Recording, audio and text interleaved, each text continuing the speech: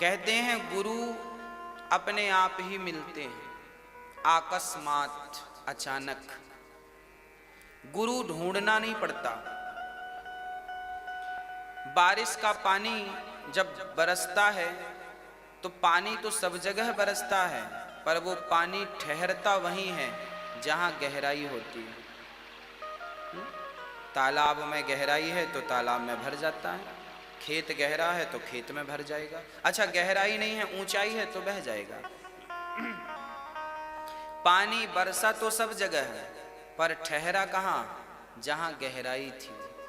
उसी प्रकार जिसका हृदय गहरा है, अर्थात जो भक्ति और प्रेम की गहराई में डूबे हैं, उनके जीवन में ही सच्चे गुरु की एंट्री होती है।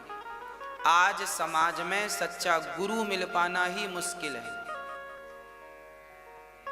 आज आप सच्चे गुरु की तलाश करते हैं, सच्चा गुरु नहीं मिलता।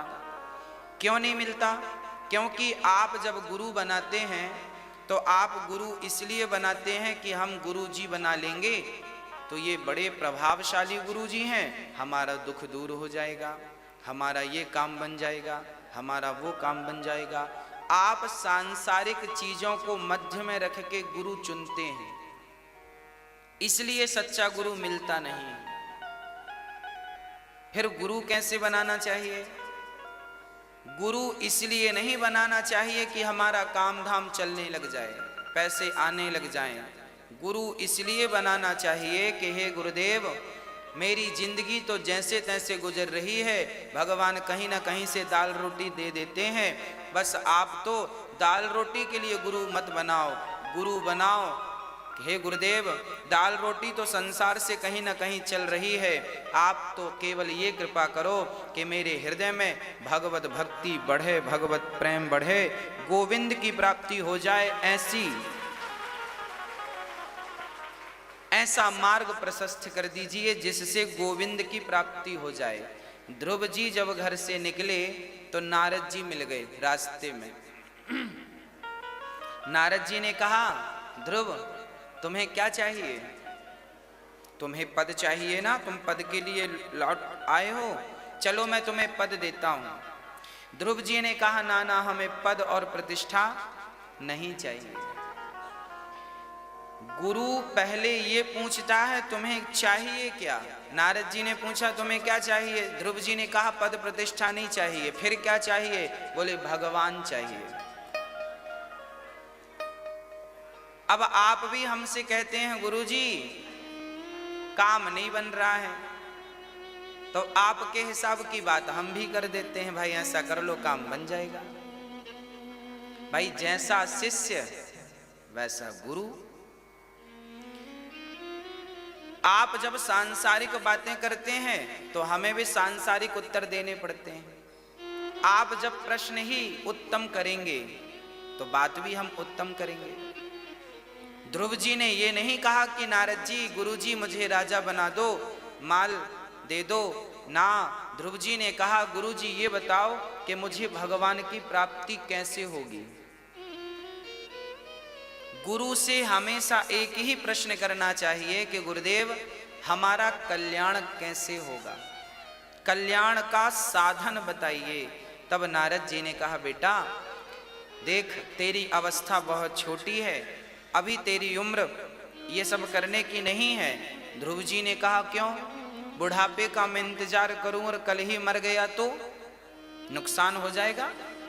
तब नारद जी समझ गए कि चेला पक्का वाला है, ये डगमग डगमग डोलने वाला नहीं है। तो शिष्य को तो पहले पक्का होना चाहिए। पक्का किस बात पर होना चाहिए? कि भगवान को पाना है, इस बात पे पक्का होना चाहिए, अडिग। ऐसा नहीं हम मिल जाएंगे तो देख लेंगे, प्रयास करेंगे नहीं। एक बार हम कथा सुना रहे थे तो कथा सुनाने के लिए हम गए, जहां कथा हो रही थी वहां से लगभग 1 किलोमीटर दूर हम रुके थे एक घर में। तो जब हम घर से उतरते तो वहां रोज के हम एक मैया मिलती, रोज हम एक मैया मिलती। हम रोज मैया से कहते, मैया कथा में चल नहीं रही हो? महाराज जी भगवान बुलाएंगे तो आएंगे। अब हम चले गए, कथा सुना के आए तो वो फिर बाहर बैठे पंचायत कर रही पड़ोसन से। दूसरे दिन फिर हम निकले तो वो ठंडियों का समय था, धूप पे बैठी, रोज मिलती टाइम से। हमने कहा माता जी आप कथा में चल नहीं रही हो? महाराज जी भगवान बुलाएंगे तो चलेंगे। हमको लगा शायद इनका कोई काम हो, पर जब कथा सुना के आते थे तो वो पंचायत करती ही मिलती थी, जाते थे तो पंचायत, आते थे तो पंचायत। हमने एक दिन पूछ लिया, माता जी ये बताओ मैया जी जब हम गए थे तब भी आप यहाँ बैठी हो, जब हम वापस आए तो भी आप यहाँ बैठी हो, अंदर गई कि नहीं? नहीं महाराज जी हम तो यहीं बैठे हैं तब से। तो हमने कहा फिर कथा में क्यों नहीं आई? बोले भगवान बुलाएंगे तो आएंगे। अब आप ये बताओ कि भगवान कैसे बुलाते हैं?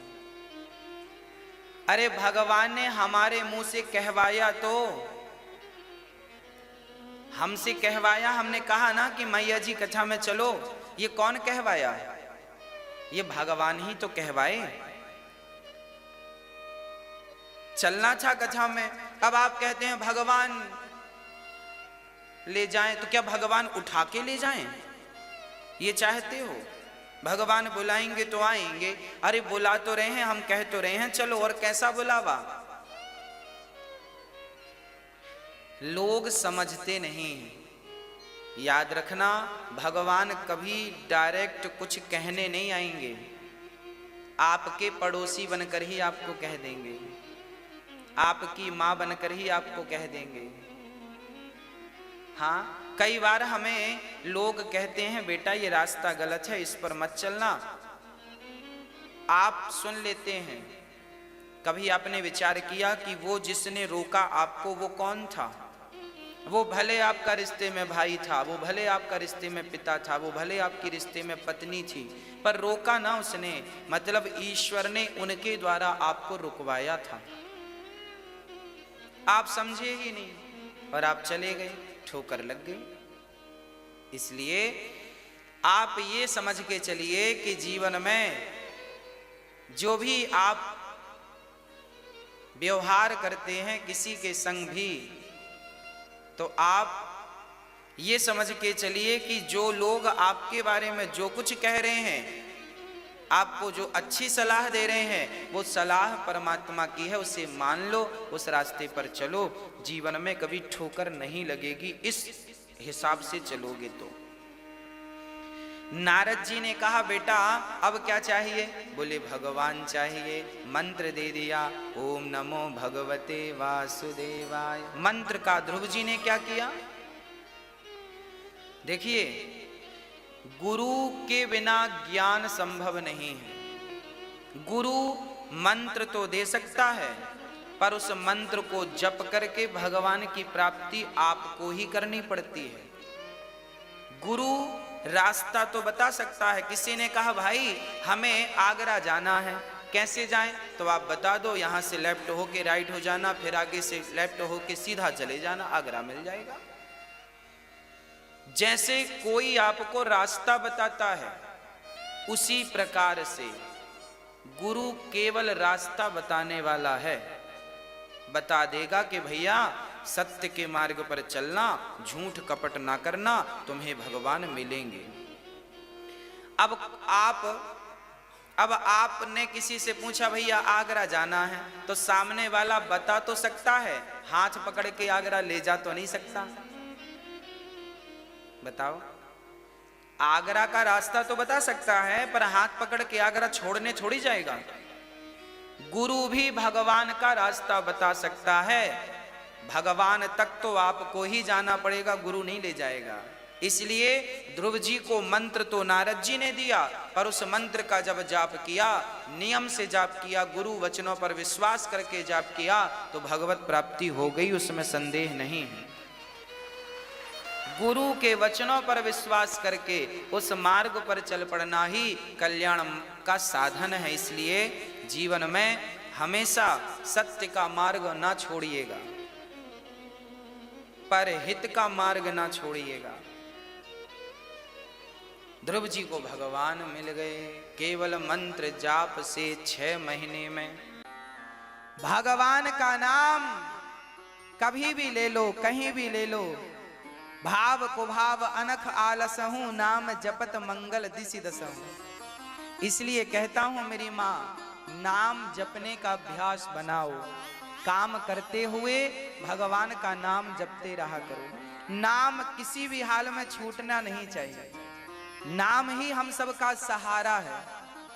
पहले नाम को ही पकड़ना पड़ता है।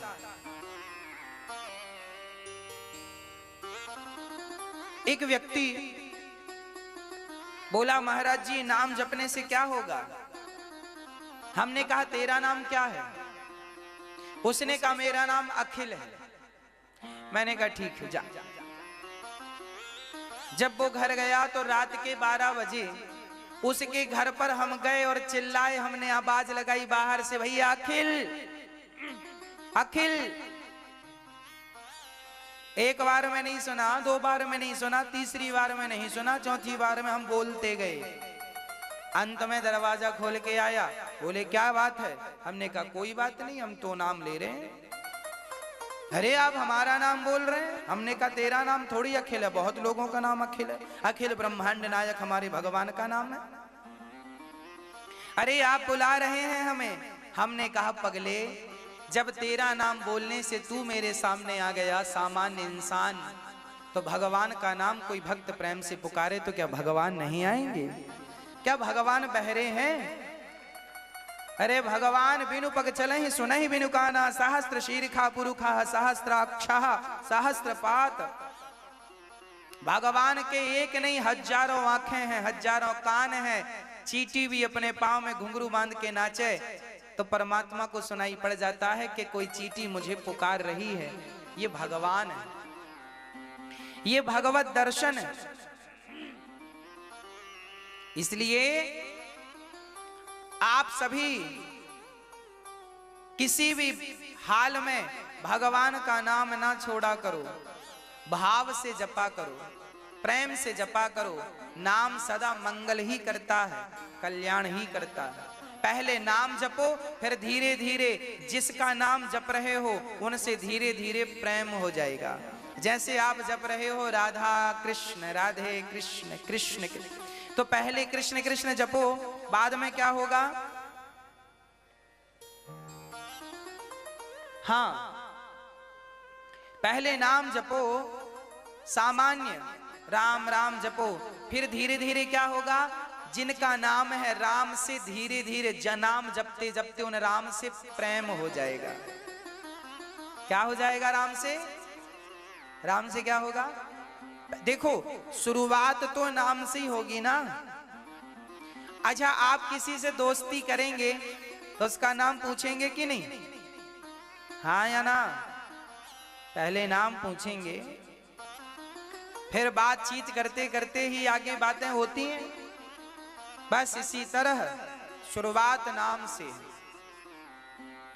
केवल नाम काम करते हुए नाम जपते रहो, नाम कभी भी ना छूटे, किसी भी हाल में ना छूटे। इस बात का हम सबको ख्याल रखना चाहिए। इसलिए नाम है। कब तक नाम जपें? बोले जब तक भगवान सुन ना ले तब तक नाम को जपते काम करते रहो, नाम जपते रहो।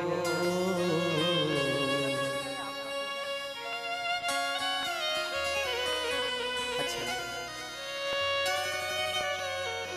आपका बहुत बहुत धन्यवाद। किसी बूढ़ी माँ का सहारा बनने के लिए आप आए हैं, बहुत बहुत धन्यवाद आपका। सुंदर तालियों के साथ स्वागत। यहाँ वृद्धाश्रम में वृद्ध माताएं, गौरी गोपाल आश्रम में माताएं रहती हैं, वृद्ध माताएं, उन माओं के लिए आप सहयोग करने आए हैं। भगवान आपने इन माओं का सहयोग किया है, भगवान आपका सहयोग करें।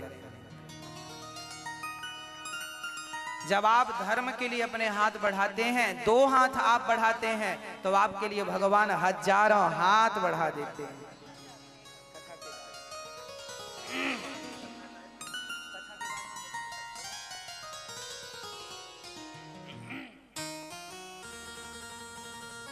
याद आवेगी उसको कभी ना कभी, मेरी विनती सुनेगा कभी ना कभी। ऐसा विश्वास मन में जगाते चलो, मन से गोविंद गोपाल गाते चलो। नाम धीरे धीरे जपो, धीरे धीरे। कैसे नाम जपना है? पहले नाम जिह्वा से जपना है। बोलो राम, बोलो राम, राम सीताराम, सीताराम। अब इसी नाम को हृदय से बोलो। अब आपकी जिह्वा ना हिले, होंठ ना हिले और आप बोलो सीताराम। बोलो, बोलना नहीं है, बाहर आवाज नहीं आनी चाहिए। आप महसूस कीजिए आपके हृदय में, हृदय की धड़कन के साथ एक नाम चलेगा, सीताराम, सीताराम। राधे कृष्ण, राधे कृष्ण, राधे कृष्ण, राधे कृष्ण, राधे कृष्ण, राधे कृष्ण। आपकी जिह्वा ना हिले और बस नाम चलता रहे, कृष्ण कृष्ण, श्री कृष्ण, श्री कृष्ण। ये हृदय से जाप है। इस जाप को आप करेंगे तो बहुत जल्दी जनाबाई के ओपलों से विट्ठल विट्ठल की ध्वनि निकलती थी। भक्ति मती जनाबाई ओपले बनाती थी, कंडे थापती थी, तो उसके ओपलों से विट्ठल विट्ठल की ध्वनि। जो भक्त हृदय से नाम जपता है और हृदय के बाद नाभि से नाम जपता है तो रोम रोम से नाम निकलता है। वो किसी वस्तु को टच कर दे तो उससे भगवान का नाम निकलने लग जाता है। ये प्रभाव भजन का। कोई संत भजन करने वाला इसलिए गुरुजनों का आशीर्वाद लेते हैं। आपके सिर पर गुरुजन हाथ रख देते हैं तो गुरुजनों की भक्ति आपके हृदय में प्रवेश कर जाती है और आप भी भक्त बन जाते हैं। ये भजन का प्रभाव है, भजन का प्रभाव है। प्रिय भक्तों, अजामिल जैसे पापी ने मरते समय नारायण का नाम लिया। पार्षद गण आए, यमदूतों से कहा जाओ ये तो मरते समय नाम लिया है, इसकी सदगति होगी। यमदूतों ने कहा इसने भगवान का नाम नहीं पुत्र का नाम लिया है। बोले पुत्र का नाम तो इसका नाम नारायण अभी से पड़ा है, भगवान का नाम नारायण तो अनादि काल से है, इसलिए इसका उद्धार होकर रहेगा। यमदूतों ने कहा इसने जीवन भर पाप किया है, इसे नरक ले जाएंगे। पार्षदों ने कहा जीवन भर पाप किया है ये तो सत्य है, पर मरते समय भगवान का नाम जिसके मुख से निकल जाता है, भगवान ने वचन दे रखा है कि मरते समय किसी के मुख में गंगा जल होगा या तुलसी का दल होगा या मेरा नाम होगा, इन तीनों में कोई एक चीज होगी तो मैं उसे कभी नरक नहीं जाने दूंगा। भगवान कहते हैं मैं अपने भक्त का विनाश नहीं होने दूंगा, पतन नहीं होने दूंगा।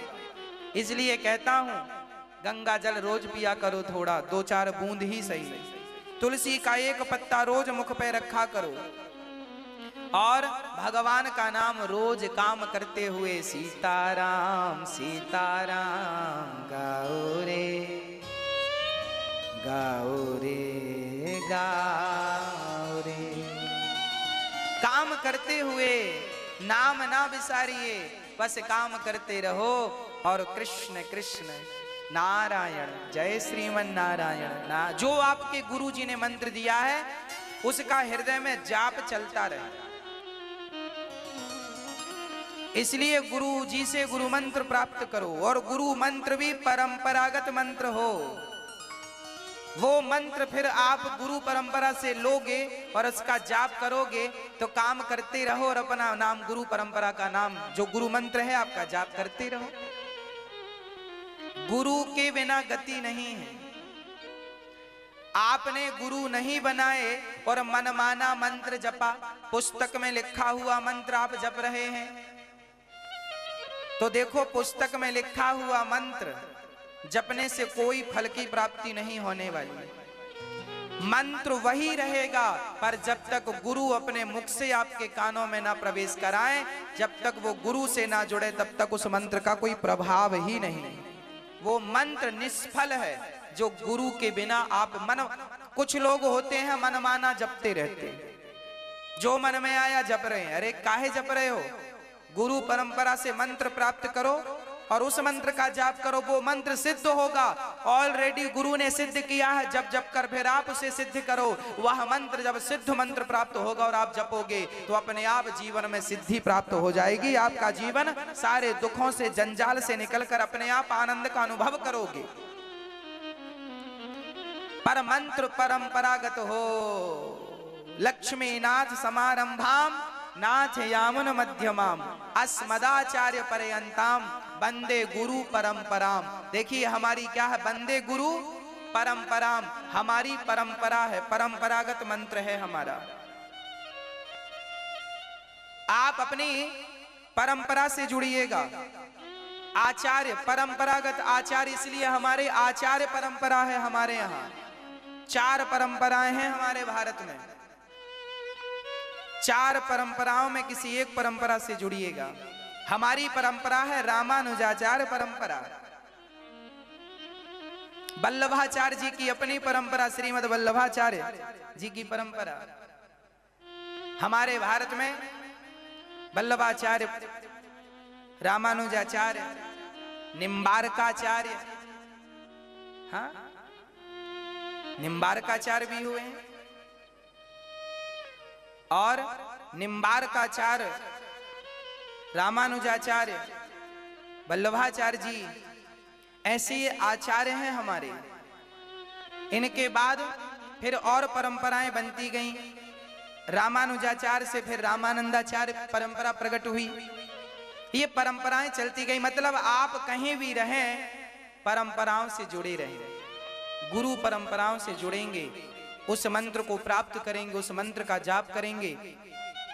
शंकराचार्य जी की परंपरा है, आद्य शंकराचार्य परंपरा, आचार्य परंपरा, वो भी परंपरा है, आद्य शंकराचार्य जी की परंपरा। तो ये परंपराएं हैं। इन परंपराओं से जुड़ करके जब आप मंत्र जाप करते हैं तो आपका मंत्र फलीभूत होता है। आपके आज लोग बहुत सारे मंत्र तो जप रहे हैं परंतु उनका कोई प्रभाव नजर नहीं आता, क्योंकि आपका मंत्र अभी गुरु परंपरा से, अभी आप मनमुखी हैं, अभी गुरुमुख नहीं भये। जब तक व्यक्ति मनमुखी होता है। अच्छा एक बात बताओ, जो आप मनमुखी जप रहे हैं वो मंत्र जैसा है, मंत्र नहीं है। फॉर एग्जाम्पल, लकड़ी में लकड़ी की एक गाय बना दो और लकड़ी का बछड़ा बना दो, तो आप देखने में क्या लगेगा? ये क्या है? बोलो, गाय ही तो कहोगे। भाई गाय है, ये गाय है, ये बछड़ा है। अच्छा गाय है तो दूध दोहलो। गाय व्यवहार जगत में तो यही कहा जाएगा ये गाय है, पर वो असली गाय नहीं है। लकड़ी की गाय है, मिट्टी की गाय है, पीतल की गाय है, चांदी की गाय है। गाय तो है, बछड़ा तो है, पर इससे दूध नहीं दुहा जा सकता। असली गाय अलग है, ये असली गाय जैसी है, ये असली गाय नहीं है, ये असली गाय। उसी प्रकार तुम्हारा जो मंत्र मनमुखी जप रहे हो वो मंत्र जैसा है पर मंत्र नहीं है। मंत्र तो वही है जो गुरु से प्राप्त होता है, वही मंत्र प्रभावशाली होता है। इसलिए गुरु परंपरा आवश्यक है। इसलिए शिक्षा और दीक्षा दोनों जरूरी। आज बहुत सारे लोग ये कहते हैं गुरुजी हमें गुरु बनाने की, कई लोग कहते हैं हमने शंकर जी को गुरु बना लिया, कई लोग कहते हैं हमने हनुमान जी को गुरु बना लिया। तो फिर राम जी को क्या जरूरत थी वशिष्ठ जी को गुरु बनाने की? क्या जरूरत थी? फिर हनुमान जी को, सूर्य भगवान को गुरु बनाने की क्या जरूरत थी? गुरु परंपरा यदि धरती पे आए हो तो गुरु हैं, गुरु की जरूरत है इसलिए तो गुरु हैं। यदि जरूरत ना होती तो फिर गुरु होते ही क्यों? इसलिए परंपरा का मंत्र, आज अजामिल ने जो नारायण मंत्र जपा है ये भी परंपरा। इनके घर कोई साधु आए थे, उन साधु ने कहा बेटा नारायण जप। अजामिल बोला नहीं जपूंगा, तो चल बोल अपने बेटे का नाम नारायण रख दे बस। लो गुरु ने कह दिया कि बेटे का नाम नारायण रख दो, बस उस मंत्र का जाप कर लिया उसने, चूंकि इनडायरेक्ट गुरु की कृपा हो गई, गुरु जी ने नाम दे दिया नारायण। उस मंत्र का जाप किया, भले बेटे को बुला रहा है पर वो मंत्र का जाप, और जितनी बार नारायण बोला उतना जाप हुआ। और जब गुरु परंपरा से जुड़ा तो उस मंत्र ने उसका कल्याण कर दिया। वही मंत्र उसको नरक जाने से बचा लिया, एक नाम। इसलिए नाम जप परंपरागत होना चाहिए। आप लोगों के जीवन में जब आप भक्ति करती हो ना मेरी माँ, तो जो आदमी भक्ति करेगा उसके जीवन में धन धान्य आएगा, वह व्यक्ति बहुत अमीर होगा जो भगवान के चरणों से जुड़ा होगा। लेकिन एक बात बताएं, भगवान के भक्त को फिर भक्ति सच्ची हो जाने पर ना फिर धन से मोह रह नहीं जाता। कई बार आप लोग कहते हैं महाराज जी भक्त हमेशा गरीब क्यों होता है? कारण है, सच्चे भक्त को धन से मोह होता ही नहीं, इसलिए वो बेचारा गरीब रहता, उसे चाहिए ही नहीं होता ना। सच्चा भक्त तो धन से मोह रखता ही नहीं है, इसलिए वो गरीब होता है। ऐसा नहीं है कि भक्त गरीब होता ना जी।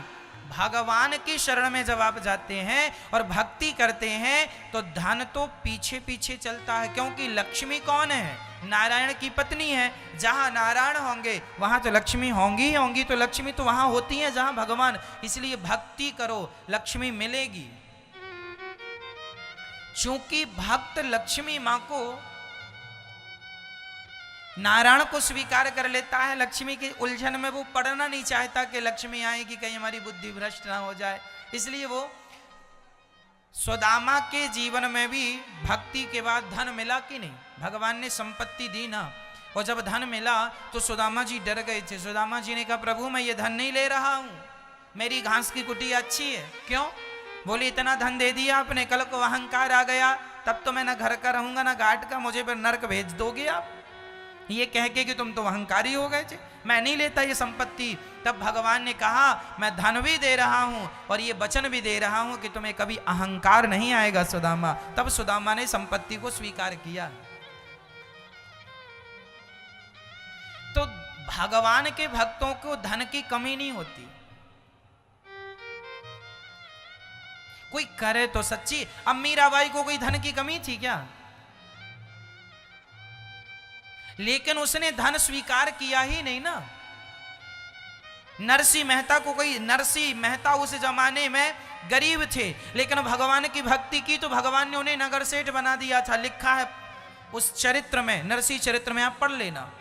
नानी बाई के मायरे में एक कथा आती है कि नरसिंह जी पहले गरीब थे पर भक्ति की तो अमीर हो गए। भगवान ने इतना दे दिया नरसिंह को कि 21 पीढ़ी बैठी खाए नरसिंह की तो खत्म ना हो। लेकिन उन्होंने इतना दान पुण्य किया, सब लुटा दिया, और उनका तो मोह ममता धन से रहा ही नहीं। मैं धन में ही उलझा रहूंगा तो भजन कब करूंगा? सब लुटा करके और खरताल लेके भगवान का भजन करने लगे। राधे भक्त तो लेता ही नहीं है।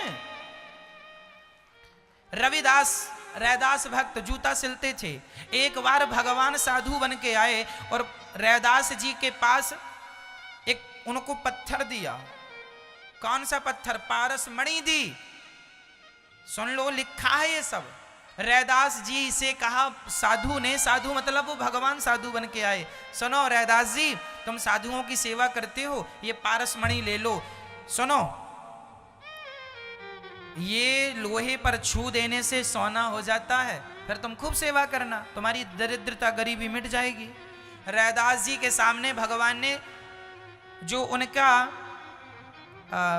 जूता रख कर वो खील ठोकने का एक उनका औजार होता ना लोहे का, भगवान ने उसको छुपा दिया लोहे को, अब वो सोना हो गया।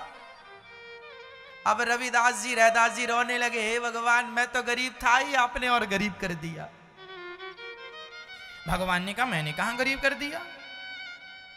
बोले रविदास जी ने कहा कि आपने मेरा जूता जिस पर रखता हूं उसको तुमने सोने का बना दिया। अब कोई सोने पर रख के थोड़ी जूता सिलूंगा, मुझे से यमुना गंगा जी में बहाना पड़ेगा, फिर कहां सिलाऊं खरीद के?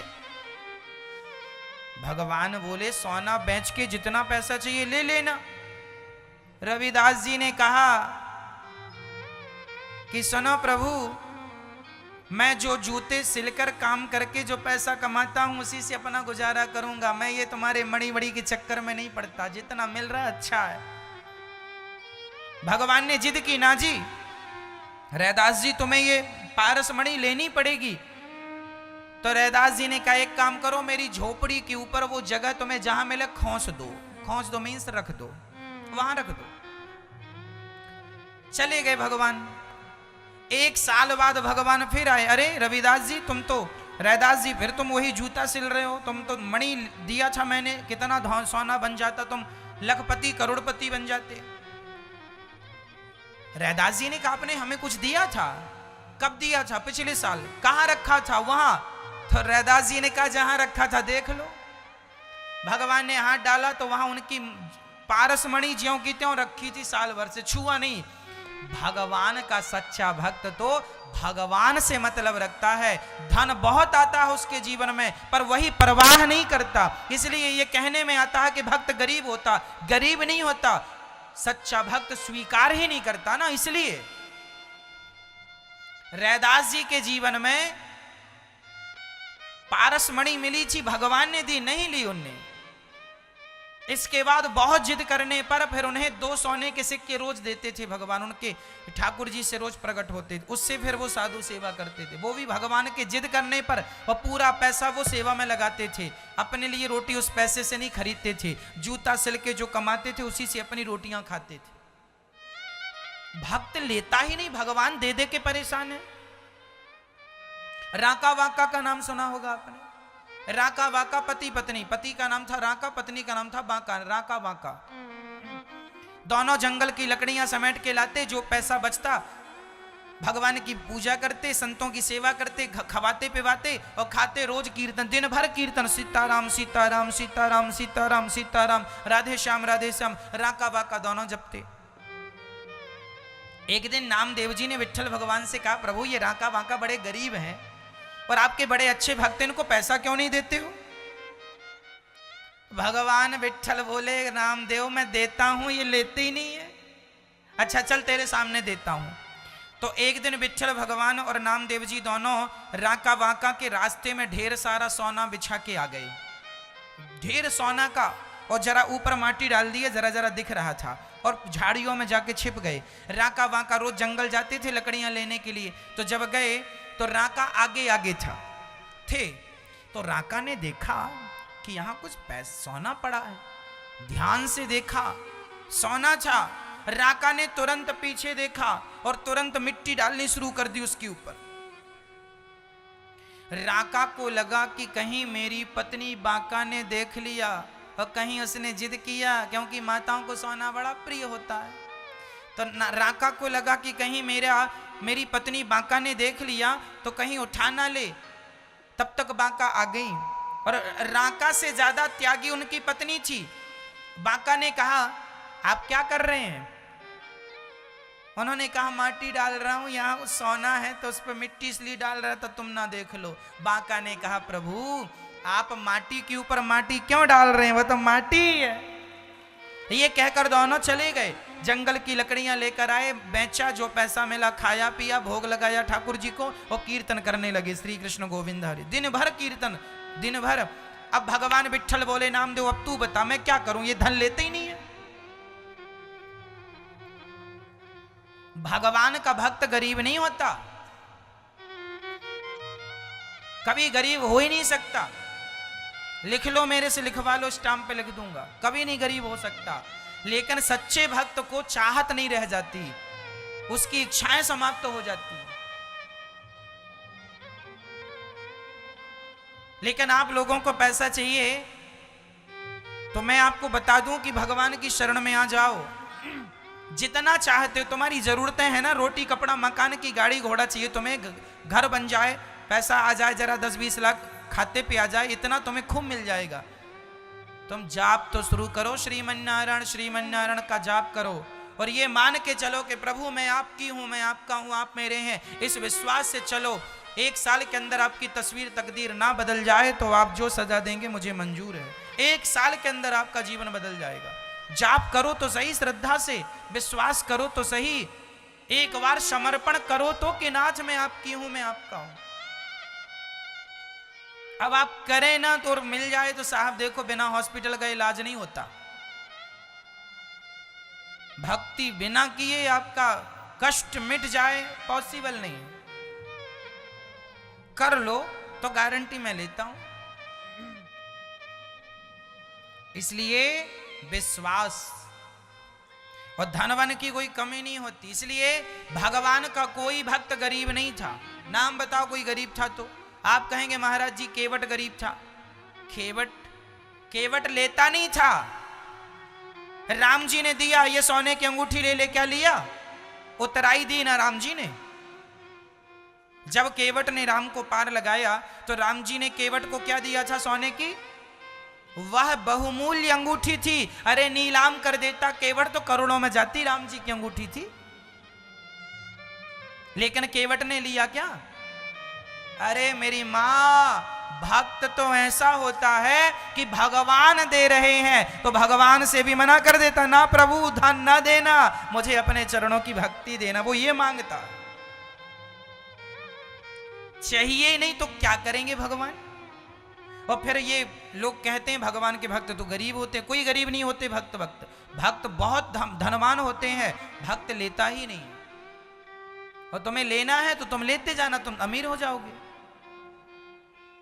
धन कोई बहुत बड़ी बात नहीं है मेरी मां। 1 साल के अंदर मैं आपकी जिम्मेदारी ले सकता हूं। जैसा कहता हूं वैसा करो। 1 साल के अंदर परिणाम तुम्हें 15 दिन में दिखने लग जाएगा। 1 साल में तो तुम बन जाओगे लखपति करोड़पति। परिणाम तो तुम्हें 15 दिन से दिखने लग जाएगा। पर कोई चले रास्ते पर तब ना। अब रोते हैं महाराज भगवान धन नहीं है, बड़े गरीब हैं। रोते से क्या होगा? भगवान की शरण में जाओ, कहो कि नाच मैं आपकी हूं, आप समर्पण करो, प्यार करो, विश्वास करो भगवान पे। फिर देखो अब तुम विश्वास करते नहीं हो, प्रेम भगवान से करते नहीं हो, समर्पण करते नहीं हो और रोते हो मैं गरीब हूं, मैं दुखी हूं। फिर रोते रहो, तुम्हारा कोई इलाज नहीं है। तुम्हारा कोई इलाज नहीं है। एक मैया मेरे पास आई, गुरुजी मैं बड़ी दुखी हूं। मैंने कहा बोलो श्रीमन नारायण। महाराज मैं बहुत दुखी हूं, कुछ और बताओ। मैंने कहा कुआं है आसपास? हाँ है। मैंने कहा कूद जाना है, सबसे बढ़िया उपाय है। बोल रहा हूं कि श्रीमन नारायण का जाप कर, मेरी मां मेरी बहन कल्याण होगा, सब कुछ ठीक होगा। नहीं महाराज कुछ और बताओ। इससे बड़ा क्या बता दूं मैं? बताओ। मेरे को तो इतना ही पता है श्रीमन नारायण भगवान से बड़ा क्या है? फिर भगवान से बड़ा कुछ हो तो फिर मैं आपको बताऊं? इससे भी ऊपर कुछ है क्या? सबसे ऊपर यही है भाई। हमारे देश में तो देखो सरपंच होता है, पार्षद होता है, विधायक होता है, सांसद होता है, मंत्री होते हैं, प्रधानमंत्री होते हैं, राष्ट्रपति होते हैं। राष्ट्रपति से भी ऊपर कुछ होता है? बताओ कौन होता है? राष्ट्रपति होते हैं। जैसे सबसे श्रेष्ठ हमारे देश के संविधान में राष्ट्रपति होता है, उसी प्रकार धरती के संविधान में सबसे श्रेष्ठ भगवान होते हैं। उनसे श्रेष्ठ कुछ नहीं होता। उनका नाम जपो, अपने आप दुख चला जाएगा। अब महाराज जी दुख दूर कर दो, कैसे कर दें? जाप करो, रास्ता मैं बता सकता हूं, उस रास्ते पर चलना आपको पड़ेगा। तो भगवान का भक्त सदा